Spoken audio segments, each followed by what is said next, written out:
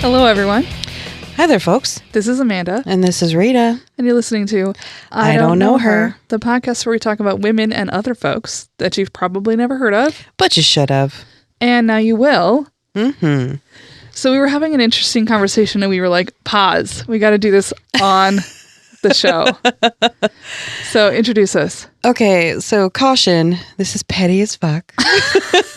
We're bringing out the petty today. We're bringing out the petty today, which inside me lingers a 13-year-old mean girl. And I was just telling Amanda that there's this person that I see on a regular basis where I was like, I just fucking don't like her. I kind of hate her. And I was like, there's no basis for it. There's just a couple of interactions that I've had with her. I've just been like, ugh. Yeah, she's not done any dirty deeds to you, right? No, but just like annoying and demanding, rude. I guess that's the one thing. It's just rude. And I think that like when you say you have no reason, I feel like that's a reason. When people are rude, that's a reason. Okay. Especially like it's not a one-time thing. You've experienced rudeness from her a few times. Yeah. And so just to me, it just puts a bad taste in my mouth. And I didn't say anything because this person is a friend of another friend. But I asked another friend, I was like, and I was very cautious. I was like, you, what do you think of her? And they were like, oh, she's the worst. I was like, yes, the worst. And I was like, so validated that I wasn't the only one that felt like that. I think it's such a fine line. It's such a weird line, I think, especially if you are on your own journey to being enlightened and more feminist, to be like, I just don't like this person for very petty reasons. Yeah. And I question myself. I'm like, is this like, are you just being immature or like, but I can't shake it. I was just like, no, I don't like this person. Yeah. Yeah. No. And I don't know if you like have anybody in your life where they walk in the room and you're just like, ugh, just, yeah. Oh yeah, for sure. There are people where I'm like, I just cannot stand you. Mm-hmm. And it's really hard if it's a person where I get that vibe from them immediately and I just don't care for them, but I have to figure out how to get along with them because they're friends with somebody or they're a partner of somebody that I am relatively close to. It is very difficult for me to do that, to like try to jump that hurdle and not be petty. And I think that shows a lot of personal growth on my part. It is because it shows that you're taking that step to, well, I'm going to slow my roll for just a minute and I'm going to act like an adult. Like, I always think it's a good idea to examine what it is about that person that you don't like. Because often when I do that, like, which is hard and I don't care for it. But when I do generally do that, where I like look at somebody, I'm like, okay, let me break this down. What is it about this person I don't care for? And sometimes it's like stuff that I'm like, phew, that's a them problem. Mm-hmm. But occasionally it is a me problem. Occasionally it's like, oh, I don't like this thing that person does because I do that. See, and that's a little bit, I was wondering because this woman is very like attention seeking. And I know I am because I'm a fucking star. And I am that way. Like I do seek attention. I love being like the funny person in the room or, as a bartender, you are like on stage sometimes and you have to, you're telling jokes, you're working the room kind of thing. So this person is has sparkle like that. And I was just kind of like, I don't like it. Do you think that like that there is a thing where you're like, this is the way I seek attention and therefore that's the acceptable way and the way she does it is a different way and it's therefore unacceptable? I guess I do now. Did I just push a little button there? I think so. Because one of the things we talked about was this person's Instagram has some very like, and we looked. Look at me in these videos, and I'm making all of these like sexy poses. And Rita was like, she doesn't look like that in real life. I think I said it probably 4 to 5 times. I was like, she didn't look like that. She did not look like that. And I think I get a little frustrated with people who do that on like Instagram or whatever, because I really have a problem with people who are not authentic, who like present something to the outside world, or especially on social media, that is not accurate to who they are in real life. Yeah. That just really gets under my skin.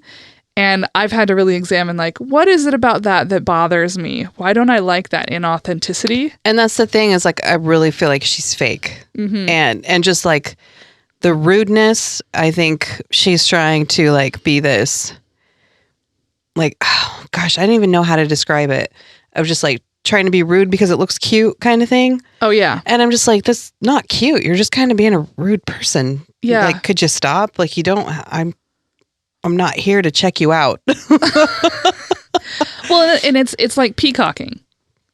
Very much so, yes. You know, and I don't care for that kind of garbage. Me neither. It just really gets under my skin when people are like, look at me. And not because like I'm talented or I'm funny or I have really smart things to say, but because I want your attention for no reason, because I should just get it. I'm entitled to it. And that entitlement is where I start to really get bothered by people. I think you hit the nail on the head there. It's just like, I should just be fawning over this person. And I'm just like, no, I don't like how you're displaying yourself. But also, and the hard part too is because it is a friend of a friend. And this person's like, oh, they're my best friend, you know? And I'm just like, ugh. What does that say about you? What do you even see in this person? Yeah. What is the basis of your relationship? Yeah. I think that's so hard, because it's like some people have a relationship that is based on time. You know, they've been friends for a long time and they maybe are completely different people, but they share this common background that connects them. For some people, they become friends because of some big shared event, you know, that they were on a team together and they went through a lot of experiences on this team, or they had a traumatic event happen where they were both there, you know. And then there are people who get along really well and are really close because they just happen to have a lot in common and they just gel. And that's like us, right? We never had a shared traumatic experience or a shared joyful experience that brought us together. We haven't known each other since we were kids. No. We have that third one, that connection where it's like, we just gel. We happen to have a lot in common. We never run out of things to talk about, as this podcast shows. And I always am curious about, like, what is it that's pulling two people together that, in my view, shouldn't ever work? And it's like, who am I to say? I know. It's not my fucking job. It's none of my business. I need to get my nose out of their shit. But it's like, I think that's a lifelong struggle. And I think it's especially a lifelong struggle if you were not a popular girl when you were growing up. And I was not. Who was? Certainly nobody who listens to this podcast, I'm sure. We're all just a little bit kooky. A little too much, a little too loud, a little too this. That's why we get along. And I think that's what makes people advocate for and ally with and stand up for marginalized people, because we were always a little bit marginalized no matter what. Yeah. Even if it was just like you liked the wrong book. You wore the wrong clothes. You know, it's just like, you know, I can't believe you're reading those like anime books. You know, it's like something made you just slightly different from the people who decided what was different. And this is what like kind of irks me about the pettiness of, because I did admit, you know, last night I was Instagram stalking, just taking a look. And I was like judging all of it. And so that's why I was talking about it today, because I'm just like, my God, like it's really petty, but I feel like I'm right. I also think that there is, I think none of us ever truly outgrow that initial experience of feeling outcasted. And the way we are taught socially that you become an incast is to find out what's different in someone else and what you don't like about them, and then just poke at it. And like, I think it's really difficult to mature out of that and to grow out of it completely, because here we are in our mid-30s and we're like, oh my God, did you see that filter she used? It's just a lifelong journey of like trying not to be assholes. Yeah. We're working on it. We're working on it. We're works in progress. But for real, you can be petty sometimes. Like, it's okay. It's not harming. Once in a while. It's not harming just her. She doesn't know. Pepper it throughout your life. Yeah.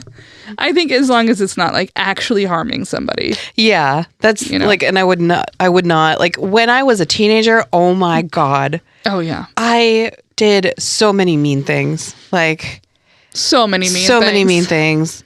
I didn't like a girl and I threw soda on her car and it baked during the day, so it ruined her paint job. Oh no. Yeah. That's not good. And she knew it was me because we were having like a feud. And so she goes to the dean and the dean pulls me into the office and the principal's there and they're like, Rita, she's accusing you of throwing the pop on her car. Did you do that? Damn it. Did you do that? And I dead stared her in the eye and I said, I don't know what you're talking about. Yeah. Oh, Rita. And she was like, she's lying. You were just gaslighting the fuck out of her. Oh, yeah. That's not cool. Yeah. Yeah, you got some sins to pay for now. I do. All right. That's what I did try to be. And it worked out in the end. I did apologize. It was the end of senior year. And I was like, dude, I was a bitch. Like, I'm sorry. Like, because she finally asked me, like, what the fuck is your problem? She's like, I don't know why you hate me so much. And I kind of had forgot why. Like, why I didn't like her so much. It was so petty you couldn't even remember the reason. Blocked it out of my mind. Yeah, I don't think I had... that I ever did anything that actually caused like damage, physical damage. But I definitely really hurt a girl. And it was in an effort to deflect attention from myself. Okay. I had been really just bullied beyond belief for the way I looked. And a whole bunch of my classmates had nicknamed me Rat. And they would like say it under their breath all the time when I like walk by. They would make these little mouth noises that were supposed to be like, I guess, rats eating cheese or something. I don't know. And, we had this girl in our class. And also, I also wanted to be funny.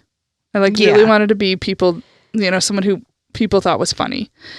And we had this girl in our class who was just very small and had like our freshman year started to sprout boobs, but they were like the kind that I sprouted in like 5th grade. Oh, whoa. And so I made this joke about them looking like mosquito bites. And it took off. Yeah. And they nicknamed her Skeeter. Oh, no. And all the way till graduation, fuckers called her Skeeter, and it was all my fault. Ugh. And I will never not feel shitty about it because, like, that was awful, and I shouldn't have said that. I didn't know, obviously, that it was going to be like a wildfire running through the prairie.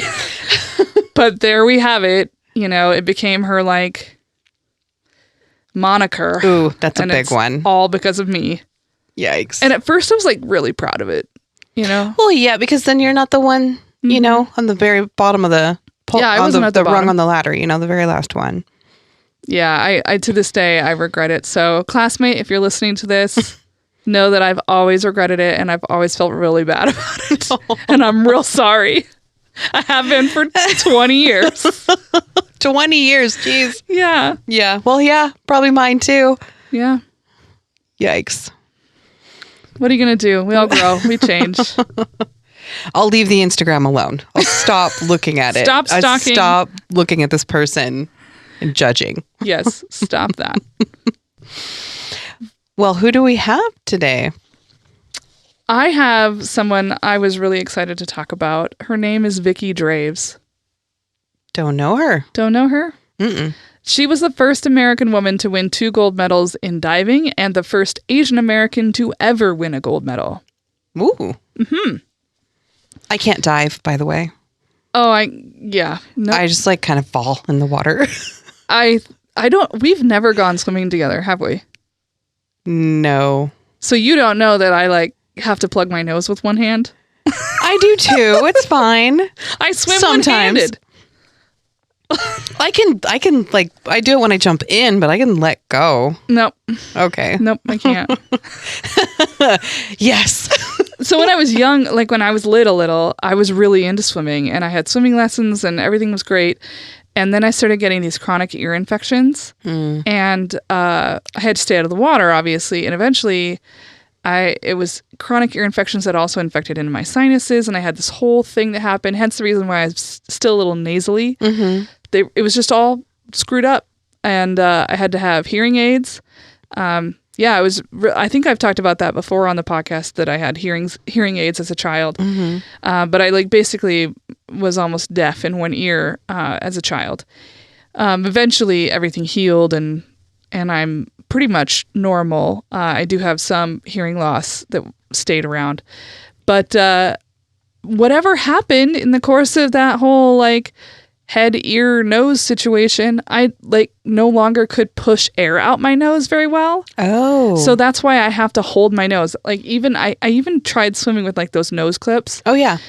And they're either too tight and they like hurt so bad they like bruise everything, or they're not tight enough. So they let water in. Yeah. And I get like those headaches. So if anybody out there is like, oh, I have the perfect nose pincher for you, send it my way. I am really into the idea of eventually swimming without holding my nose. Back to Victoria. There you go. So Victoria Manalo was born on New Year's Eve, December 31st, 1924, in the Soma, or South of Market district of San Francisco. Her parents were Teofilo Manalo and Gertrude Taylor. So Teofilo was a musician. Her father was a musician and a chef. He had emigrated to the Philippines, or from the Philippines to California. And her mother was also an immigrant. She was from England. And the two of them married in 1924, which was the year that Victoria was born. Funny enough, Gertrude, her mother, actually came to the United States because her older sister had come to the United States and had married a Filipino man. And she was like, that gentleman is fine. And so she came to the United States and did the exact same thing. However, here's something I didn't know. Some of this I knew, some of it I was not aware of. So obviously, in the 1920s, it was not really commonplace or acceptable to marry outside of your race, specifically for whites to marry outside of their race. And there were miscegenation laws that were on the books when her parents got married. So I'm going to talk a little bit about those laws. There was a California law passed in 1850 that prohibited marriages between whites and blacks, or whites and people who were mixed, black and white. And then a further amendment was added in that same year to add Mongolians to the list of you can't marry whites and Mongolians. But Filipinos, in a court decision that had been handed down, Filipinos were considered Malays, and Malays were not Mongolians, and so therefore they could marry whites. It's so weird that you can just like pick. Oh, I know. It's very bizarre. You can't. Oh, you're kind of fine. Yeah, if you can. Well, so what had happened was people who were like Filipino or whatever were trying to like marry whites. Like whites were trying to marry Filipinos and they were getting denied. And they said, well, we're not Mongolians. And so the court agreed with them, you're not Mongolians. And so for a while there, they could marry. But in 1932, the California legislature was like, oh, we're going to fix that oversight. Jeez. And they made it illegal for Filipinos to marry whites because they were Malays. And so that happened in 1932. But that was after the Manolos had gotten married. So their marriage was already on the books. And I guess it wasn't retroactive. So they were considered married. So the prejudice against Filipinos, as you might imagine from the law, was pretty terrible. Yeah. And so I told you that her mother's sister had also come to the United States from England and had married a Filipino man, right? So that aunt worked at a famous hotel called the St. Francis Hotel in San Francisco. And she was constantly harassed at work by her white coworkers and supervisors for being in an interracial marriage. Just constant. and they would like do shit to her, like hide her food. I mean, they just were terrible. Wow. Petty. Speaking of petty. Yeah. Beyond petty. This is bullying. Yeah. Petty is like, oh my God, did you see her shoes? They're so hideous. This is, I am going to target, like harass this person because I do not believe that they should have married outside their race. So at this hotel, one day, her aunt's body was found at the bottom of an elevator shaft. Oh my gosh. Her death was ruled an accident, but the family always believed that it was not an accident and that it had been targeted because she was married to a Filipino man. Oh my gosh. That is crazy. Well, it is and it isn't, right? I found it a little bit surprising that they attacked the white woman in the situation. But, you know, I guess they had been pressuring her to get divorced. And she was like, no, I'm not going to divorce my husband. Yeah. I love him. Yeah. We're going to stay together. And it was like after this repeated pressure of her to leave him to get divorced that she ended up in the bottom of an elevator shaft. So Vicki obviously is growing up in this moment where it's really racist, virulently racist. She and her family were poor because her father obviously was never going to be allowed to like get a really great job. And her mom I don't think her mom worked. There wasn't a lot of information about what her mom did. But they were like a happy family for the most part. Vicki was actually a twin. Oh. She had a twin sister named Consuelo who went by Connie. And they had an older sister as well who was named Frances who went by Frankie, which I think is really cute. So they were Frankie, Vicki, and Connie. Oh, that is really cute. And they also had a younger brother named Sonny, but he died when he was young. I think he had a pneumonia or a fever or something. She wanted desperately to be like a ballet dancer or a gymnast, but those kinds of things required a lot of money because those lessons and coaches and so on and so forth. Yeah. So she could never go do those things. But she was like really naturally athletically gifted. So she had taught herself how to do like tumbles, and she could really dance well, like just from watching people. She'd learned how to dance. She actually was kind of afraid of water and didn't start swimming until she was 10. Oh, wow. That's pretty late. Yeah. And when she was 10, she was started swimming at the nickel baths, which were in the Mission District. And they're just what they sound like. They were 5-cent admission fees to go in and swim in these little baths. And they had all different kinds of baths. And I have been to a place like this. This used to be very common, I think, in the 50s and 60s and in her case in the 30s. So it's been around for a while, but I don't think they really exist much anymore. But you could like go to a facility where they would have multiple kinds of pools. There'd be like a hot pool and a cool pool and a sulfur pool and like, you know. Have you ever gone to a place like that? No. Yeah. Like you swim or you just soak or both? Okay. You could go swim in the big pool, but then there's always like all these little pools. It's real neat. Interesting. There's a place outside of Bozeman that's actually called Bozeman Hot Springs. So the water is heated by natural hot springs. But they have like an outdoor hot tub. They have an indoor hot tub. They have a cooler hot tub. They have like a sulfur hot tub. They have the regular like Olympic-sized pool that's a regular temperature. They have like spring-fed pool. It's neat. Wow, yeah. When I was in college, we used to go there probably at least once a month, especially in the winter, because it would be so warm and it's so cold in Montana in the winter. So that's the kind of thing that she was learning how to swim in, were these little baths. And in the summertime, the Red Cross would do swim lessons. Nice. And I don't know if they were free, but because it's the Red Cross, I assume they were probably free. And if they weren't free, they were probably pretty cheap. And so that's how Vicki first learns how to swim, is from the Red Cross. One thing I want to note is that this is at a time when public pools banned people of color. I was wondering about that. Or they would have like, you could come swim one time a month. That was the one time people of color were allowed.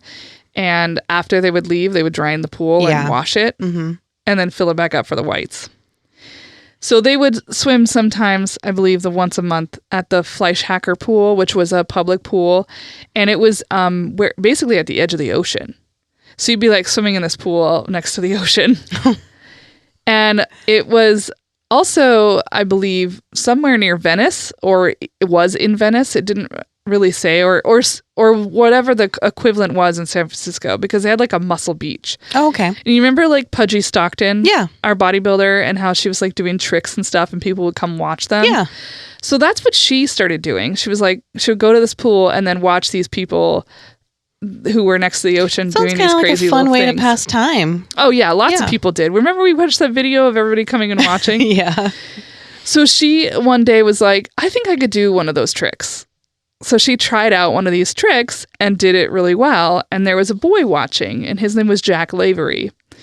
And Jack was one of the members of the dive team from the Fleischhacker pool.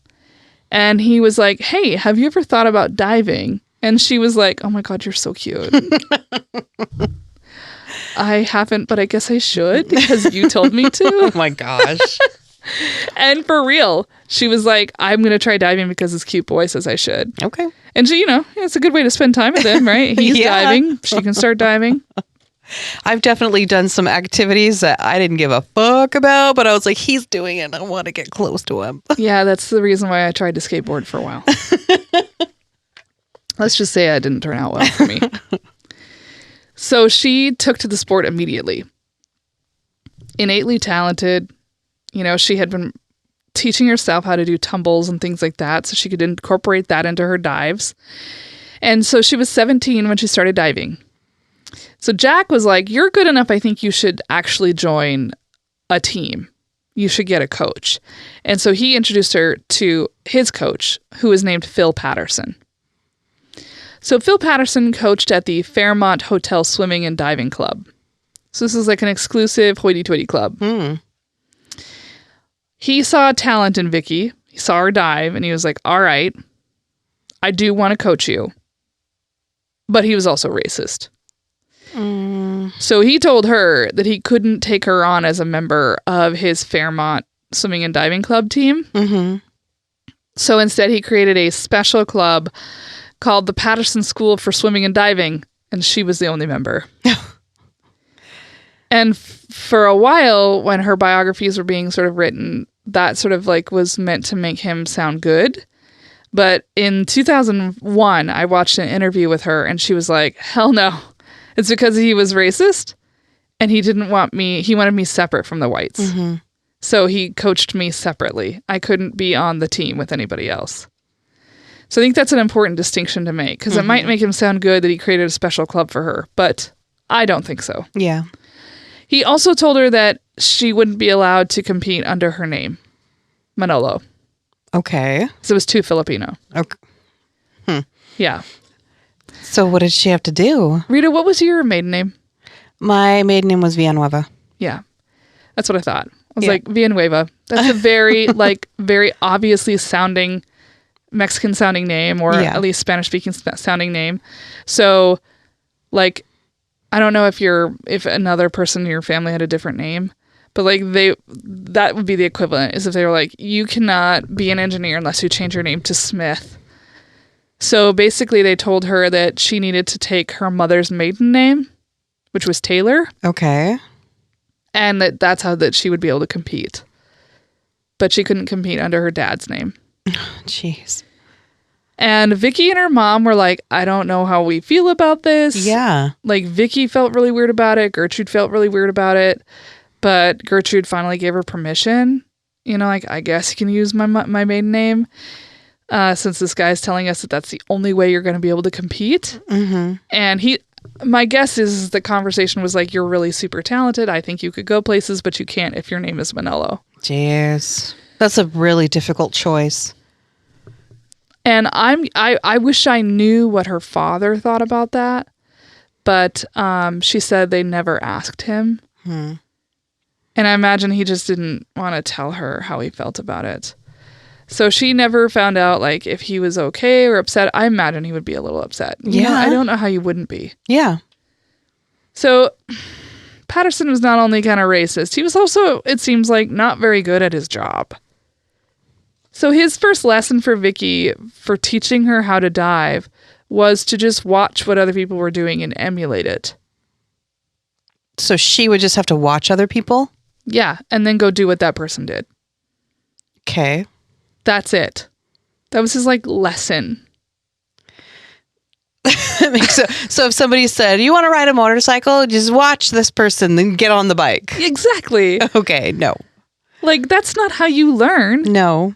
And so, but I mean, again, she was innately talented. She already had a knack for it. So she did fairly well. She was able to, do these dives. So at the time, women weren't allowed to do as many dives as men were allowed to do. So there were basically two events, the springboard and the platform. Okay. So the springboard is the one that's kind of lower to the water and is bouncy, hence the name springboard. Mm-hmm. The platform is that really, really wide one that's hard and it's really high up. So those are the only two that they were allowed to do. Yikes. Men could do others, but not women. And I believe their platform was lower than the men's. Okay. So Vicki did learn some things from Patterson, but not a lot. I would imagine he's not a great coach. He sounds like a reluctant, lazy-ass coach. Yeah. Just, okay, you can't be with anybody else. Just do what they do. Just very dismissive. I wonder if he was like that with other athletes or if he was only like that with her. Mm-hmm. And there's not a lot of information about, and I didn't care to dive into his biography. But while she's doing her diving, she's still attending school. So she's going to she's going to high school, and then she enters into the San Francisco Junior College, and then she's doing hours and hours of dives after school. So and somebody talked about how many dives that she was she was so committed. I think it was Sammy Lee, who I'll get to in a minute, talked about how committed she was. So she would do 10 dives at a time and would do that for hours. So she'd do 10 dives. So I think they were saying that she would do 100 dives a week. Oh my gosh. Or in a day. I can't remember, but it was a ton. She was working really diligently under Coach Patterson until World War II came. Ooh. And then he enlisted. And as you can imagine, World War II was not a great time to be Asian. No, it wasn't. So the Fairmont pool closed down, and even if they hadn't, they were not going to allow her in there. And Vicki actually went to work at the local military base alongside Sammy Lee, who I mentioned earlier. He was another diver, and he was of Korean descent. And the two of them just were fast friends. And Sammy Lee is in a video that I'm going to show you later, and I just think he looks so sweet and supportive, and I just love him. And obviously, this racism is worse than it's maybe ever been at this point against Asians.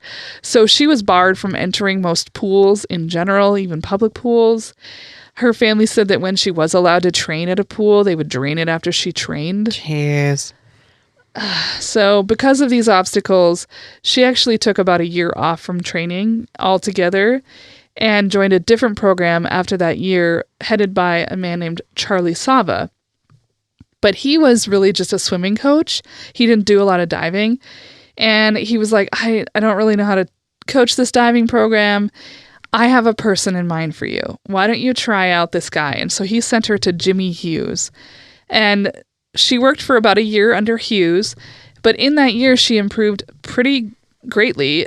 She was able to attend her first national championship. Wow. And she came in third at the AAU Nationals at age 19.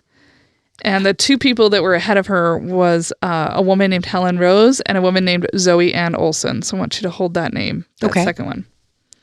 So the next AAU competition, which was at the Athens Athletic Club in Oakland, she met Zoe's coach, Lyle Draves. And it was clear that he knew how to coach. Zoe was his protege, and she swept every fucking competition. Vicki was coming in third and watching this girl and just what? Mm-hmm. She was so good. And so Vicki was like, I want him to be my coach. And so she asked him, will you coach me? And he was like, yeah, I'll do that. I'll take you on. Okay. And immediately he had to spend time retraining her. Oh, like maybe some bad habits in there. Yeah. Because she obviously wasn't coached properly. Exactly. So while she had this like great inherent talent for diving, her techniques were frankly awful. Mm-hmm. And he spent like a whole year just trying to teach her how to do a proper approach on the board. Like just walk? Yeah. Wow. Okay. Yeah. To like be able to be in the proper formation before you do your dive. And he coached her as if she was a complete novice to the sport, like had never stepped on a diving board before. Mm-hmm. And at first she was like, fuck you. I've already come in third at nationals. But then she started to realize that she was lacking some of the fundamentals that would make her a better diver. And she really wanted to be a better diver. So she swallowed her pride, went back and did what he said. He also didn't care about her diving under Manalo and thought she should absolutely dive under her fucking real name. Yeah. So he, the first time he tried to enter her into a competition, he was told he couldn't. They were full. They couldn't take her. And he was like, I don't think that's how this is. And so he put her on the roster anyway and entered her into the competition anyway. And the venue pulled her from the roster. Wow. The venue was the Fairmont. Oh, jeez. They couldn't and they wouldn't give him a specific reason why they kept pulling her name from the list. And he was like, I think I know why. Mm-hmm. And he was pissed. Yeah. And that was not the first time or the last time that he encountered this problem when trying to get her into a competition.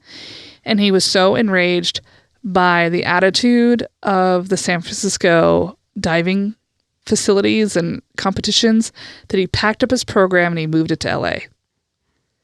And she was like, well, what am I going to do now? I live here. Yeah. And he said, come down to LA. And so she did. She followed him to LA. And at this point, their relationship has gone beyond coach and athlete. In a romantic way? Yes. Okay, that's all right. It's a little weird. Yeah. How old is she now? She's got to be early 20s. So by this point, it is, she's probably about 21. Okay. And I don't think Lyle is that much older than her. Okay. He might be like in his late 20s, early 30s. Still coach and it's that power imbalance. Messy. Yeah. Nonetheless, they decide to get married. Okay. They get married on July 12th, 1946. And I read this interview with her, and the interviewer asked her if it affected the way he coached her when they got married. And this is what she had to say. We had a goal in mind, and I guess diving came first. I respected his teaching so much, and I wanted to be a top diver, which I knew I could if I stayed with Lyle. Okay. So that, I thought, to me, that was kind of interesting.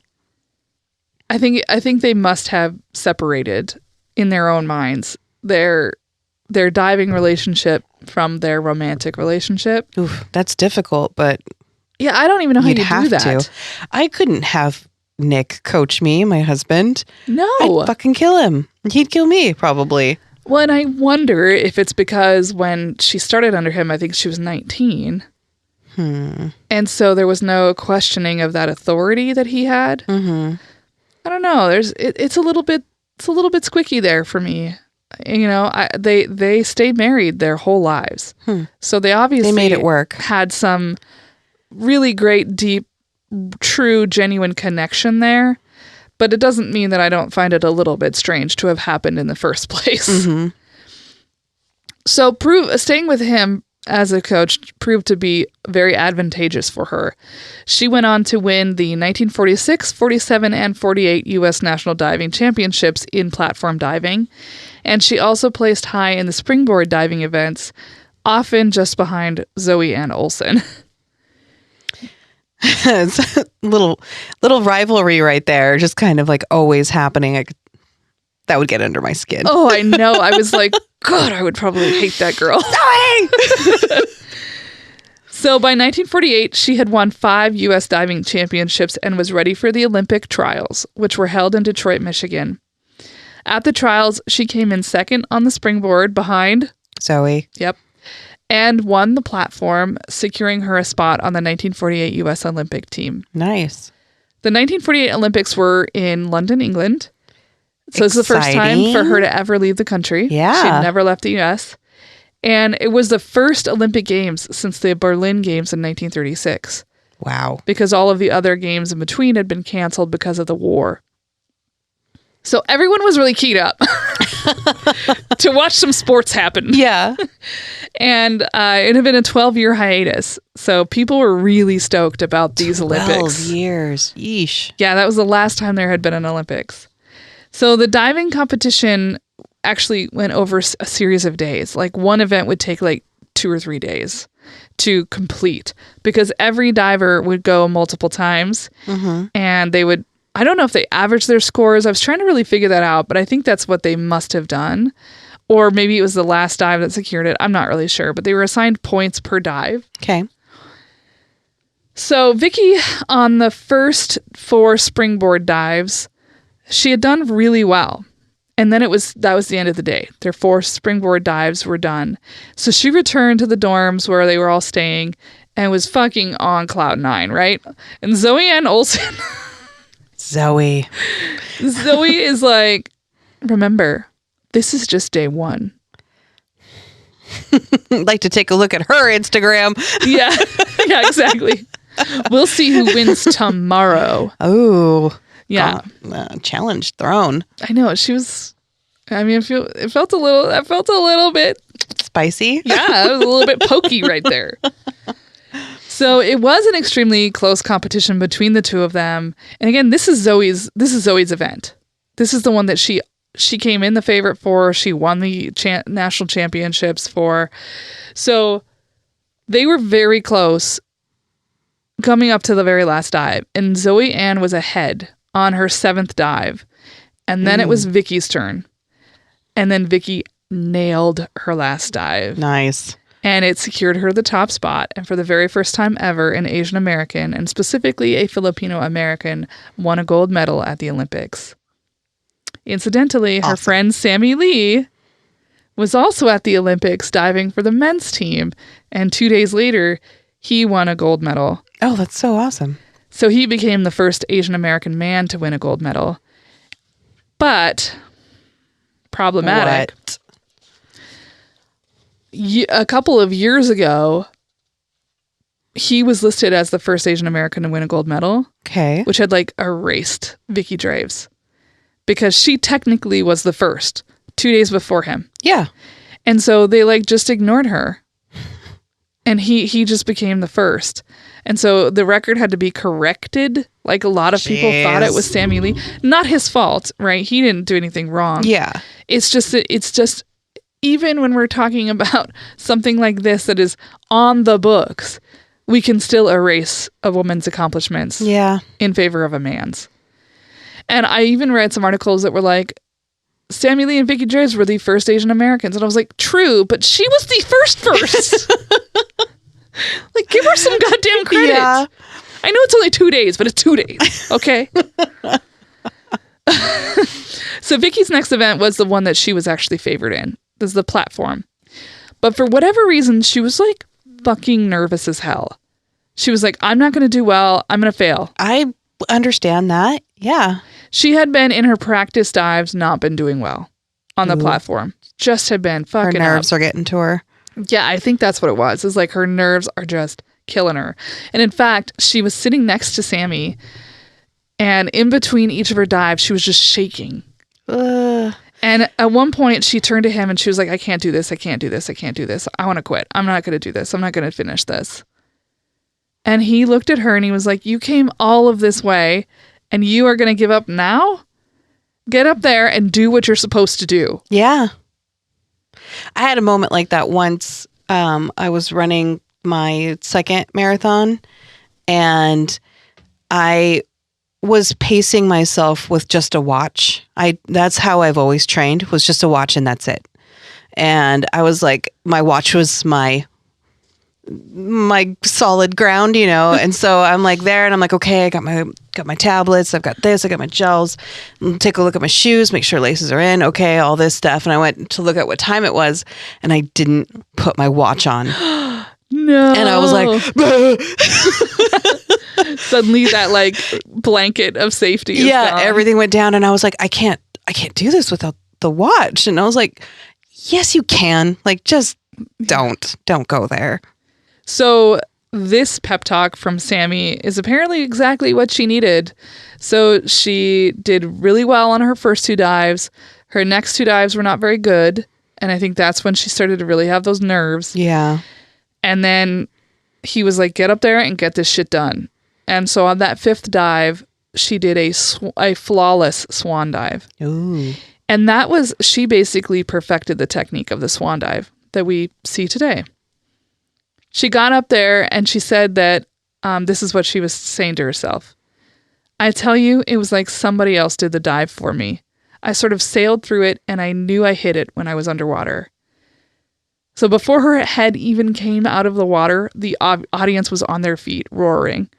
So they knew that she'd nailed it, that she was the winner, and she did in fact win. This is her 2nd gold medal for the U.S. team, the first woman to ever do so in the sport of diving. Cool. I'm going to show you a video of her actually diving at the Olympics. Okay. It's kind of repetitive because it's just these dives over and over again. But I just want you to see like her husband, Lyle / coach, and Sammy Lee and her and Zoe. They're all in this. Ooh. So these people become like real people. Yeah. That was awesome. Isn't it cool to watch it? Yeah, very much. It looks simple, but it's not. Yeah. Every single little movement is planned, calculated, thought out. And Vicki was a very small person. I think I read somewhere that she was like 5'1". She looks tiny. Yeah. And I think that was really to her advantage because she made such a little splash. And that's one of the things they grade you on is how big of a splash you make, because the bigger the splash, the more like out of sync you are with the way the dive is supposed to look. And, so she inherently already had this compact, smaller body.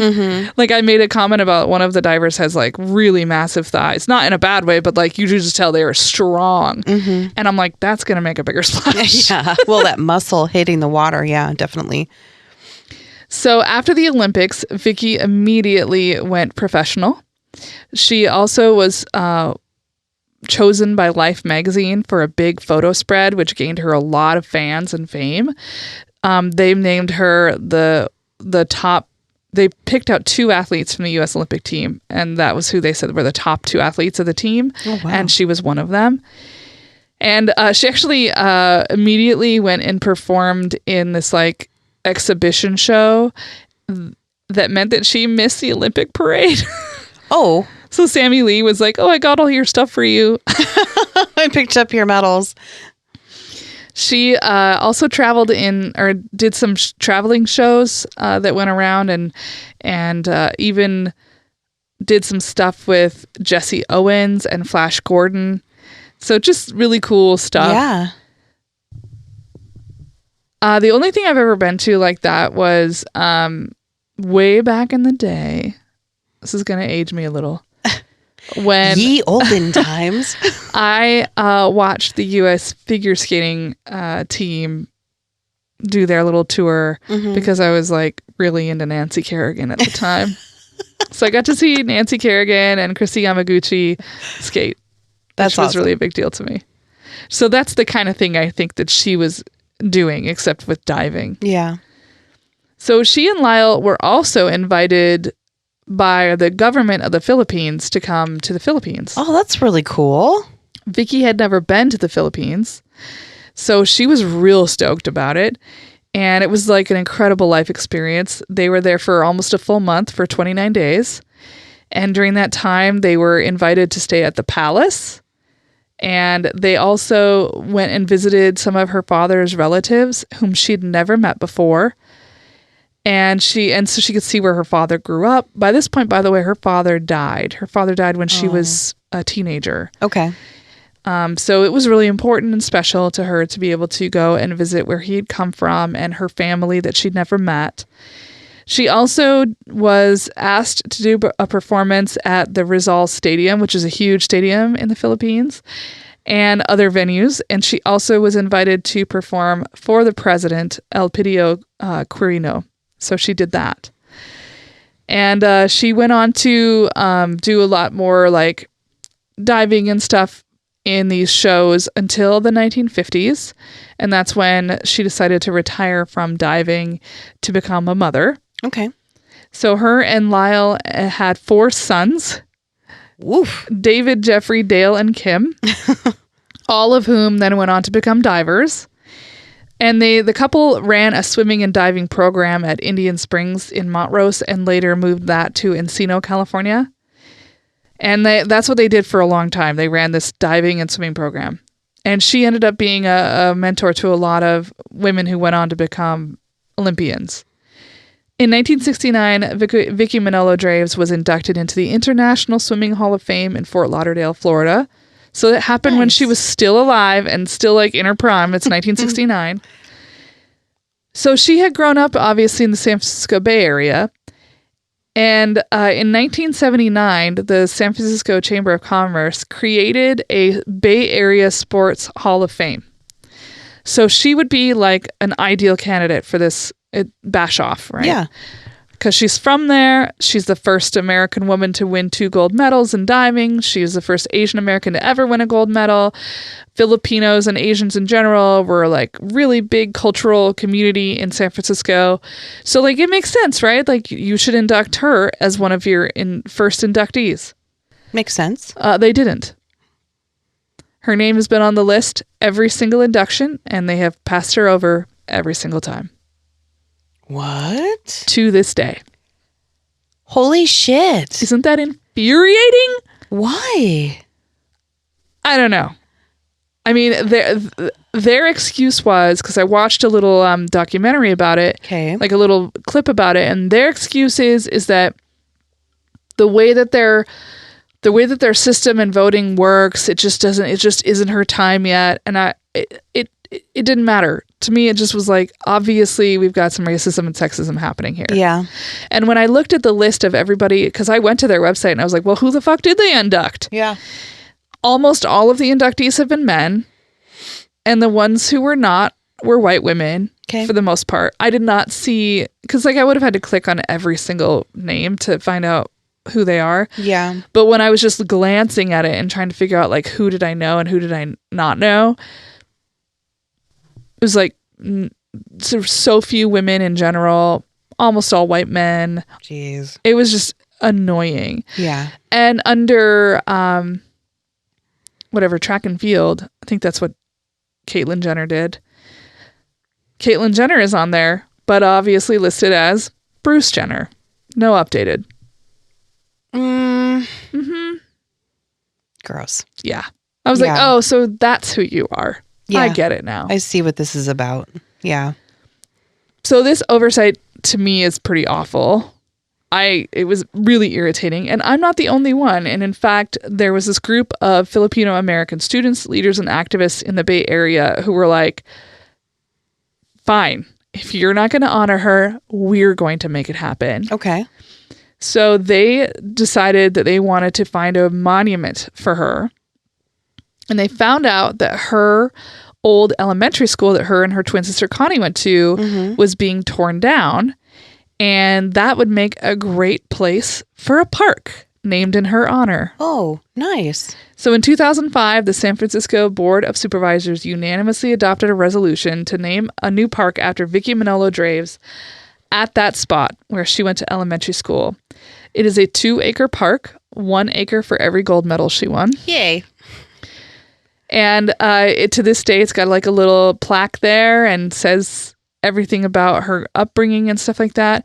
And in the spot, apparently, where it was also really important with Filipino American history regarding the Philippines War. And you can find out more information on that, but it was really quite touching, I found, to have that be the spot that they honored her. Mm-hmm. Lyle and Vicki moved to Palm Springs in the mid-90s, which is a beautiful area. Yeah. And they lived out the rest of their time together comfortably in Palm Springs.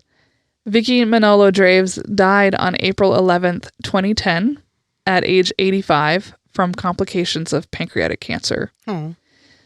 On August 3rd, 2020, she was honored with a Google Doodle, and each of her sons contributed to it. David said this of his mother: "With all the success and fame my parents received for their amazing achievements and contributions to the sport of diving, the one thing they both showed my brothers and I was humility." And Jeff added, "Like my brothers, I also value the important virtues my mother instilled in our lives. She was a famed Olympic medalist, so there were plenty of opportunities to teach us about arrogance and conceit. But instead, through how she lived her life, she taught us the importance of humility and humbleness. Similarly, her influence showed me that nothing was more important than family." And I just wanted to point this out because I think it's real sweet and neat. Vicki Manalo Draves was obviously a champion, and obviously she was destined to be one. Here's a little fun fact. The name Victoria, which was her full name, means victory in a lot of languages, including English. And Manolo in Tagalog, which is one of the main languages in the Philippines, Manolo means win. Oh, that's really cool. So her name is literally win-win. I like it. And she did. She got 2 medals. Yeah, she won 2 gold medals. She was win-win. She did it. She won twice. And that is the story of Vicki Draves. Oh, that was really cool. I liked this one a lot. I did too. I like her a lot. And she's just so spunky and cute. Yeah. And, you know, even I can't imagine as a young person just hitting every wall like she did, beginning this career, you know, and eventually her victory. But it's just those little things constantly remind me. It was just like when you hit that wall and you want to give up, and you just got to keep pushing. And those choices that you make, like having to change her name, I bet that hurt. And I bet till her end of days, she probably didn't ever live that down. Yeah. I'm sure there was probably some deep wound there. Yeah. You know, that even if she cognitively knows and understands that she was put in a position where that was what she had to do. Yeah. I think you would always just kind of feel shitty about it. Yeah. But it doesn't feel good. It doesn't feel good, but I like that she kept trying. She just kept going. Yeah, she definitely was persistent. Mm-hmm. I really admire her a lot. Mm-hmm. And I had never heard of her before. Me neither. So I was really happy to hear her story. Very cool. So I'll tell you who my sources were. There were quite a few of them. Okay. I used this interview by Dr. Margaret Costa called An Olympian's Oral History, Vicki Draves. Obviously, I used some Wikipedia and Google Doodle. A Newsweek article called Who is Vicki Draves? Google Doodle celebrates an American Olympic diver by Saren Morris. A profile of her that was on YouTube by a cameraman named Leland Evans. That's where I saw the interviews with her. They were not very well done. A New York Times a New York Times obit by Frank Litsky and an LA Times obit by Dennis McClellan. An article I actually used 2 articles in the San Francisco Chronicle. One called Vicki Draves, Pioneer Olympian Made Quite a Splash by Dwight Chapin. South of Market, Filipinos Campaign for a Diver, Kathleen Sullivan and Cicero Estrella. And then last but not least, but my most important one, was an article called The Olympic Triumph of Vicki Manalo Draves by Rodell Rodas for Global Nation Inquirer. Very cool. And there we have it, folks. Thank you so much. Enjoyed this one. I did too. It's fun. Well, we want to say, of course, thank you again to our editor, Lucas. Thank you, Lucas. And to Jennifer Finch of L7 for providing our super fun theme song. badassery. Thank you all for supporting us and continuing to listen. Please tell your friends. And if you haven't already done so, please check us out on Patreon. We would love to get a few more subscribers. We're about to send out merch. We're just waiting on some t-shirts, and then we'll be ready to go. And also, if you're a Patreon, don't forget, we have a brand new bonus episode coming out this week. It probably will already have been released by the time you listen to this. So if you haven't listened to it already, go back and listen to it. It's a real fun one. It is. It is. This is a really fun one. It's really fun. All right. Till next time, folks. Bye-bye.